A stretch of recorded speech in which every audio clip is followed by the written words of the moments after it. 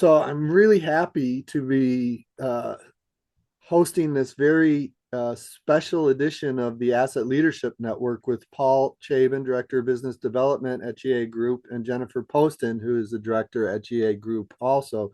GA Group is involved in the insurance industry. Paul is an ALN Senior Fellow and a member of the ALN Insurance Asset Leadership Board. And we're making great progress in showing a direct connection from proper asset management to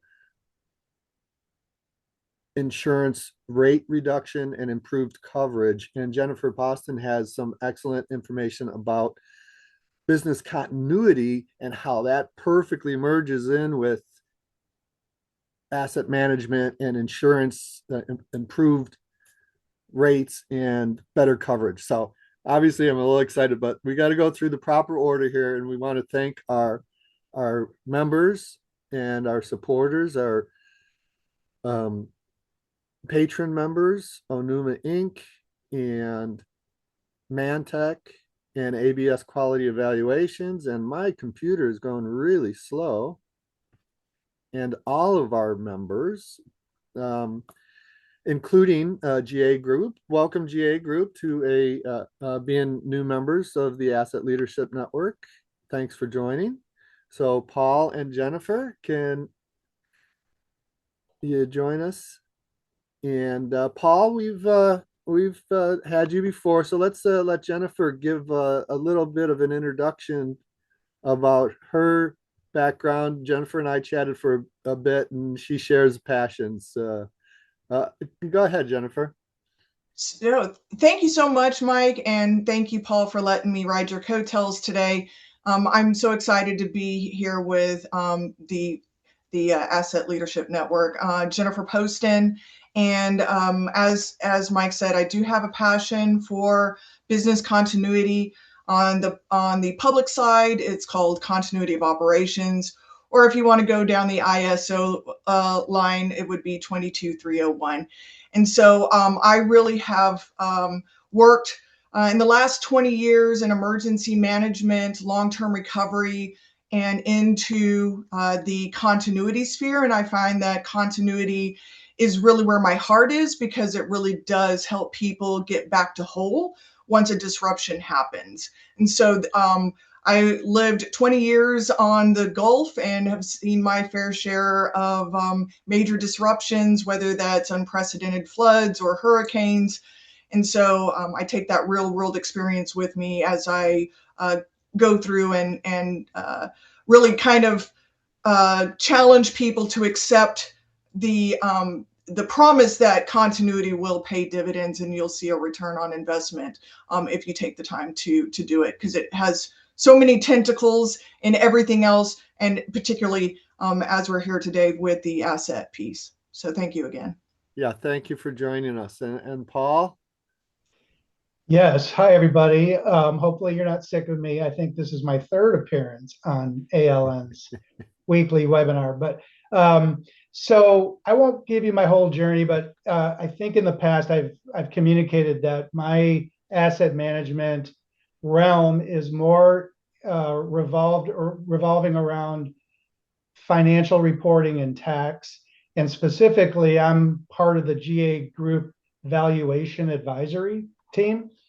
And GA Group is a broad-based valuation firm, but we also just picked up a company that Jennifer was part of. And so that company is a risk and resilience advisory team that, again, we've picked up and have put in our umbrella, under our umbrella, to complement the valuation perspective that I'm involved in, which is mostly insurance valuation.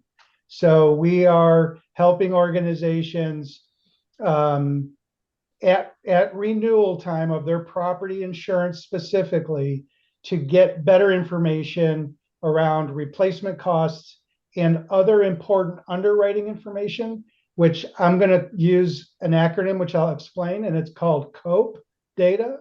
And that stands for construction, occupancy, protections, and exposures. And those are 4 categories of data that underwriters look at when they're assessing the vulnerabilities of a property or the risk of loss of a property. And combining that with what Jennifer's group does really helps us tell a great story and deliver a great solution to clients to help them improve their risk profile and get better insurance outcomes. Excellent. So, Jennifer, I was so happy to learn about your interest in connecting the business continuity and asset management ISO standards. Can you give us any examples of how that has worked out or your vision of how that works? Sure. A lot of people come to me and will ask, are they, an overlap? And I say, no, they are complementary and not at all redundant. So where you focus on, managing the asset value, the life cycle, risk, and performance, 22301 focuses on maintaining operations during the disruption. So think of it in these terms as, 55,000 reduces the probability of an asset failure, but 22301 reduces the impact and the duration if failure occurs. So I really like to think of, them working together, and, they address both sides of risk, the frequency and the severity. And that's exactly how insurers evaluate exposure.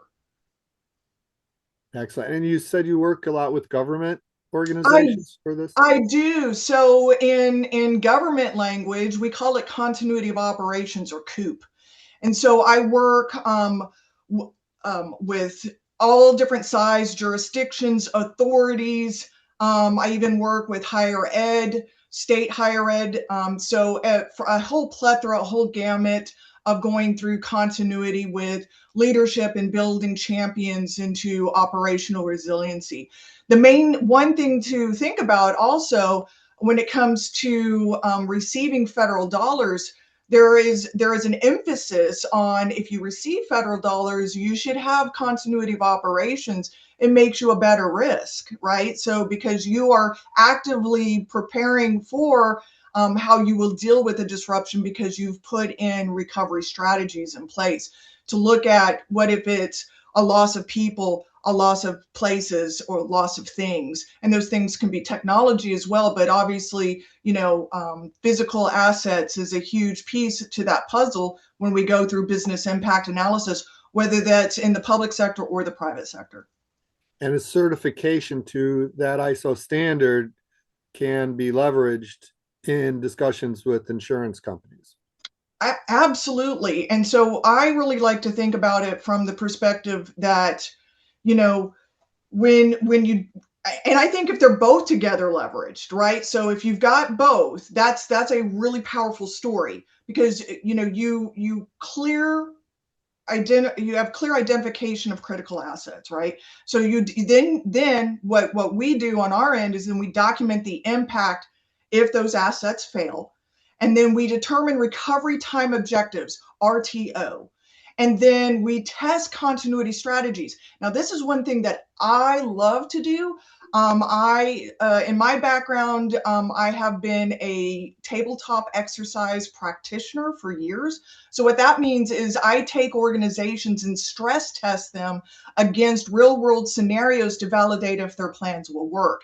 So that is a great way to differentiate yourself at insurance time when you're showing, do you have the abilities to really, bounce back in a disruption. So there, in that lies the evidence of continual improvement.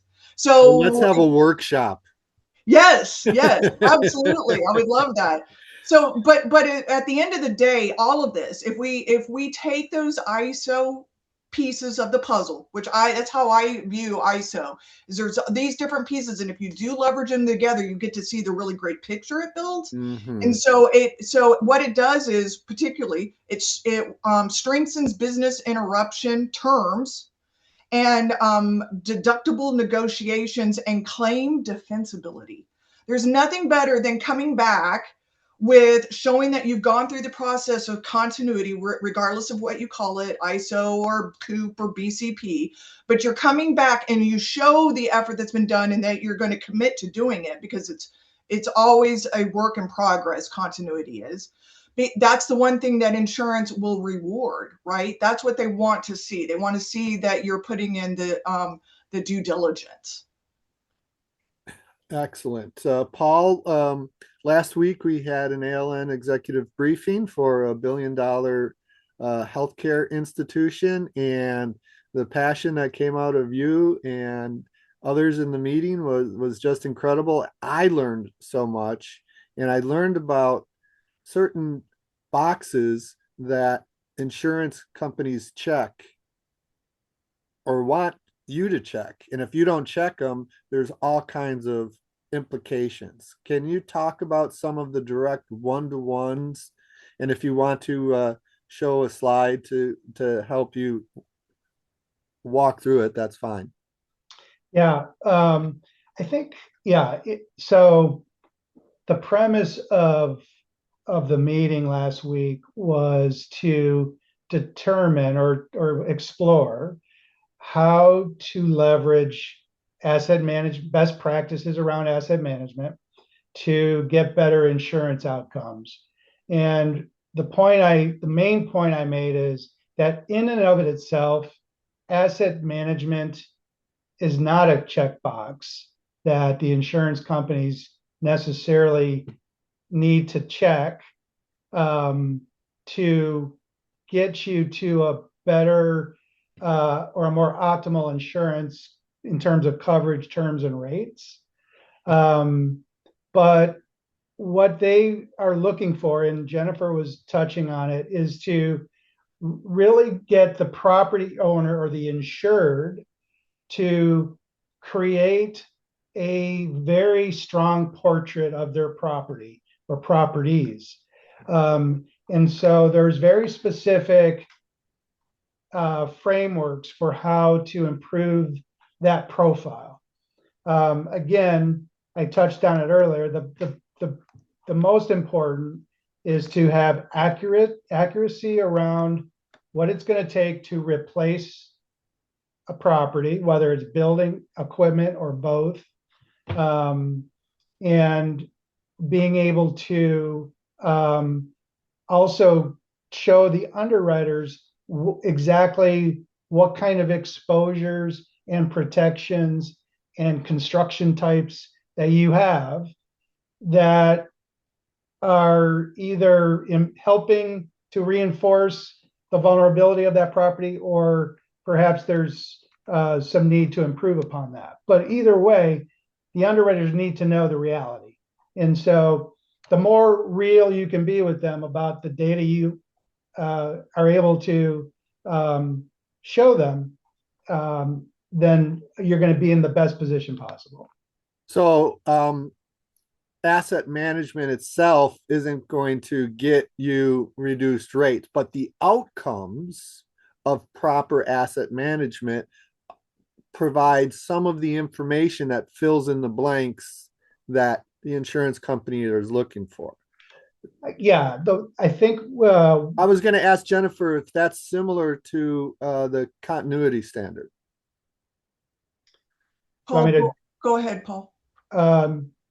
Yeah, so I think we can, again, part of last week's discussion was, one of the conclusions was that asset management, although it's not in and itself a checkbox for insurance companies to check, but it can help because your data around your assets is more organized, and a lot of that is going to speed up or improve the process of painting that better picture from a risk of loss standpoint. So yes, asset management is definitely, anytime you have processes that are solid within an organization, that's going to help across the board. But again, the framework of asset management has to expand to include some of these insurance elements to really optimize the insurance outcomes. I think the integration point that insurers love is that, the registries feed directly into the business impact analysis that is done in continuity of operations or business continuity.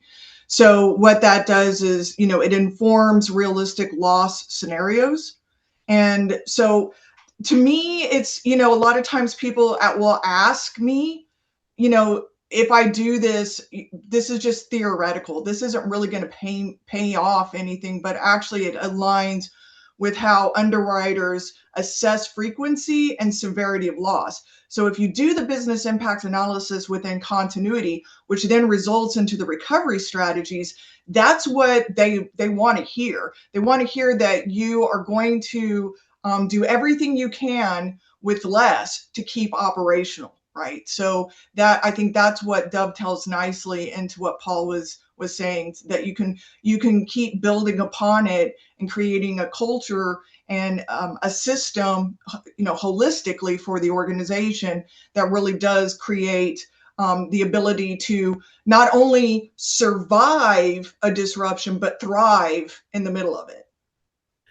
So last week we were talking with a leading healthcare institution, and we learned that certification in healthcare is common. Yes. Is that what you found with continuity? What type of clients are really doing continuity, or what markets are doing continuity the best? Well, from a healthcare perspective, there's a couple of things at play here. So the Joint Commission, part of the Joint Commission for accreditation requires emergency planning as well as continuity planning. And then about 3 years ago, the Centers for Medicaid and Medicare came through, which CMS is the acronym for. They came through with a preparedness rule that said that hospitals, if they receive funding from CMS, that they have to have these plans. So that's another piece of it. There's other pieces of it that come into play. From an insurance standpoint, from a fire standpoint, life safety, things of that nature. But the big thing is looking at that from an asset standpoint. When you start looking at having the what am I trying to say here? With technology is where I'm trying to go is with it is, and with technology and having such critical dependencies on technology, that is another push for continuity from that perspective, because again, continuity looks at the loss of people, places, and things. One of the big things in things is technology. So we want to make sure that, again, from a continuity standpoint, we're looking, comprehensively at the organization and how it can recover. So again, so whether it's Mother Nature giving people disruption, it's a man-made event such as a cyber event, or if it's going to be something on the lines of another technological, like a CrowdStrike event, where most people didn't see that one coming. They didn't have that on their bingo cards. So you had this unexpected outage that really caused havoc on equipment, that rely on, the processes that those other platforms ran on from a CrowdStrike perspective. But I can talk all day about that. So. We share the same passions. This is a 30-minute program. We often go. Yes, I'm trying to restrain myself. We often go overtime, and I'm not gonna. Yeah. Feel free to tell me to stop. Well, I don't. I want you to continue, because I love your idea of your tabletop exercises. Oh yes, that's and the I best. suspect that what you need in order to run those is asset information. Oh, but you can't even begin to do that if it's not in place. Yes. Wait, one quick thing, Mike. When I invited Jennifer to come join me on this, the first line out of her mouth, I think it's a great tagline, is know your assets, know your risks. So yes. Yes. What risk management is a part of ISO 55000. Yeah. So I'm sure all of our colleagues who are familiar with that ISO standards, see how that fits into all of this also. Yes. So what we always do from a stress test situation, many organizations kind of dovetail back on to what we were talking about earlier. So part of those, some of those accreditations or compliance requirements from regulators is they also bake in that they should have these exercises where they actually stress test those plans, but also looking at leadership's ability to make to do decision making in times of crisis. So when things are, it never happens that one thing happens in a vacuum. It's always, there's a bunch of things that kind of cascade in that situation. So a good example is, and I won't name the client, but we have a big client out in California that's a multi-use location. They have an arena in their area. And so one of the things that we did is we did a exercise where we had a hazmat incident that happened before an event that they were having that also happened to coincide with Black Friday. And so, we knew that there were going to be more people off because it was Black Friday. They were having an event at the arena. It was a train derailment on their property. And so we step through the decision making, and then how do you continue to operate since it's a train, while those authorities are cleaning up the mess and they've deemed that it's all clear, but you still have all of this kind of confusion going on. The show must go on, which is in true reality continuity. The show must go on. Right. So that's how we went through that. We just went through a nation, one of our nation's largest nonprofits. We went through the same thing, but it was from a cyber experience and did it with the board level. So again, looking at how you continue to do your business, but we did it at a time when it was Giving Tuesday. So yes, they had a cyber event, but it also coincided with the biggest time that they're going to be receiving revenue. So these are the ways that we stress test to really look at, keeping operational in the face.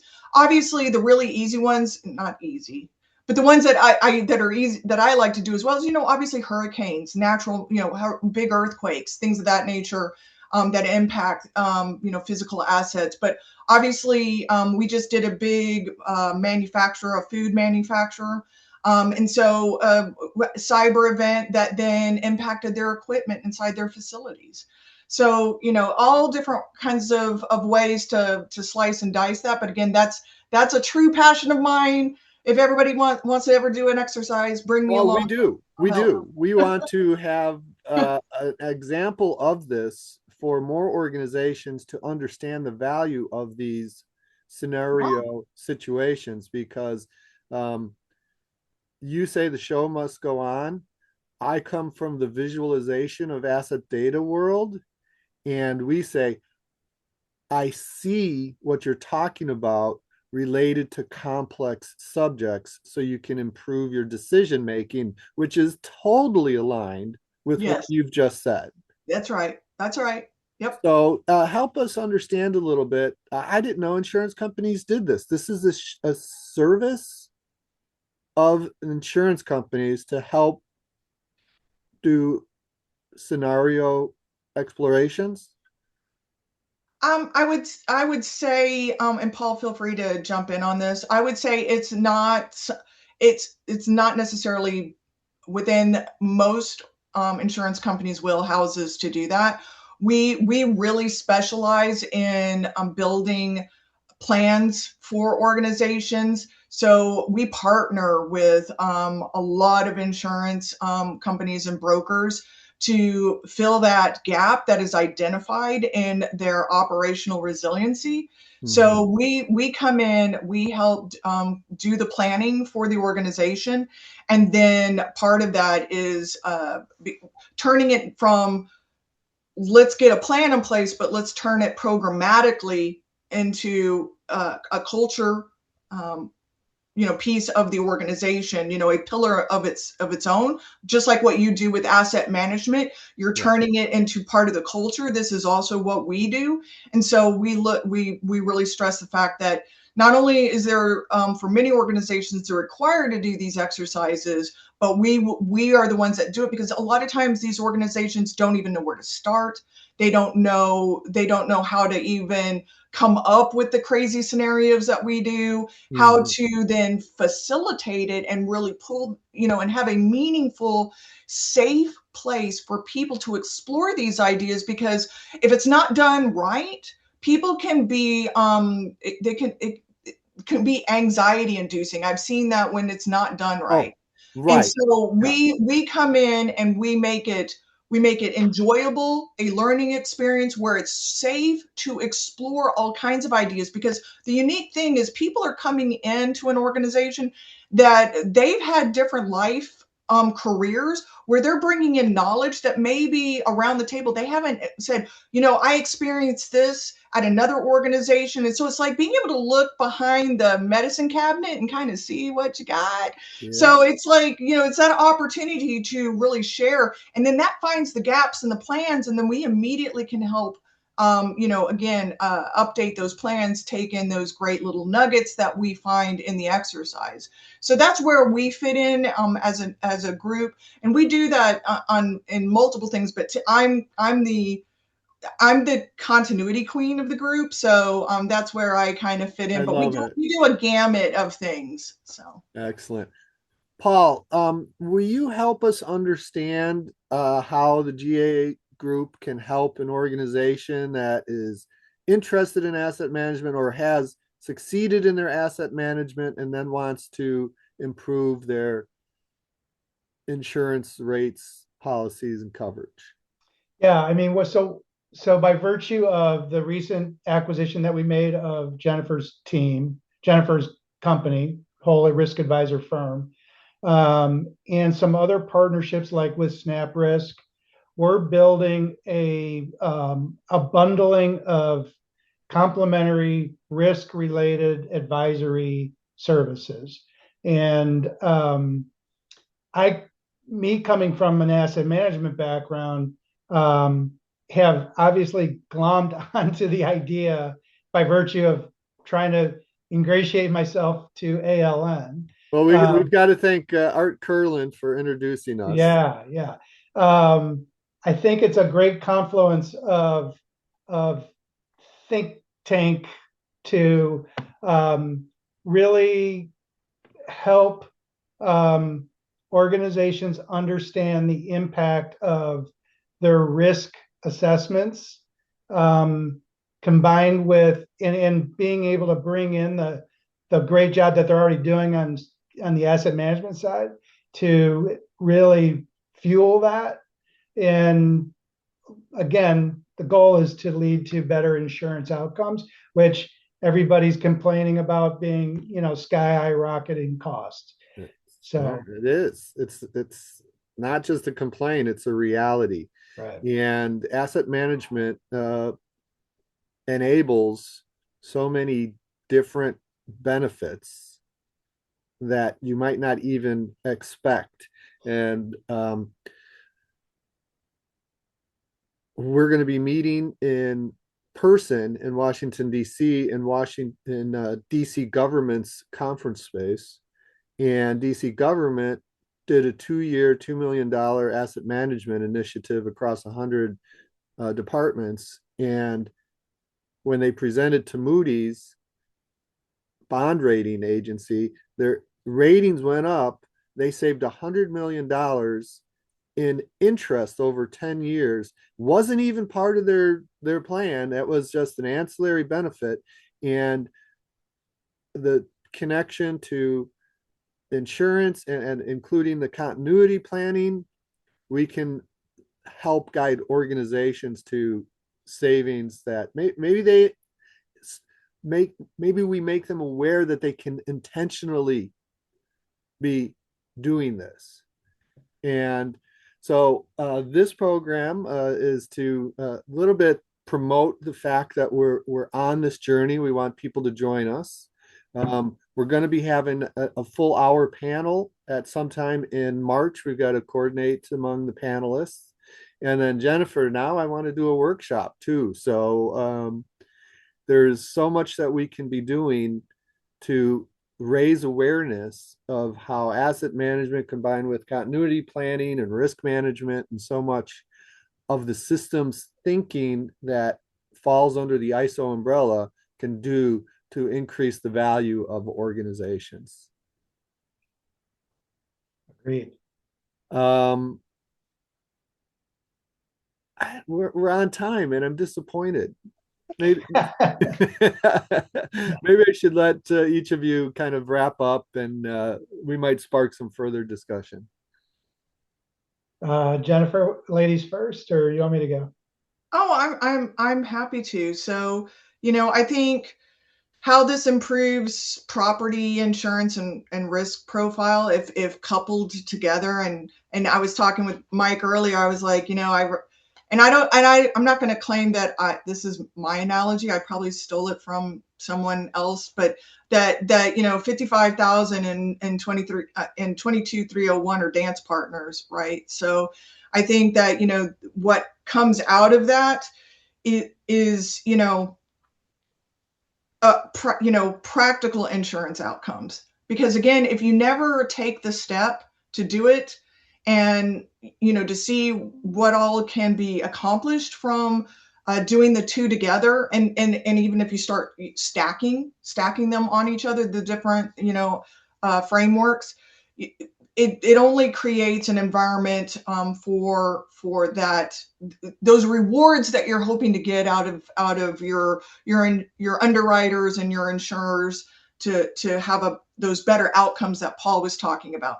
But really and truly, what comes out is, for me, is knowing that the whole thing, that you're going to be able to survive that disruption, and not only survive it, but be able to still thrive in the midst of it. And that's the big thing that we've seen, is we can't just assume that preparedness is going to get us over the finish line. We have to assume that we may trip and fall, and we have to be able to say how we're still going to manage hobbling along, but we're going to get there. Because Right.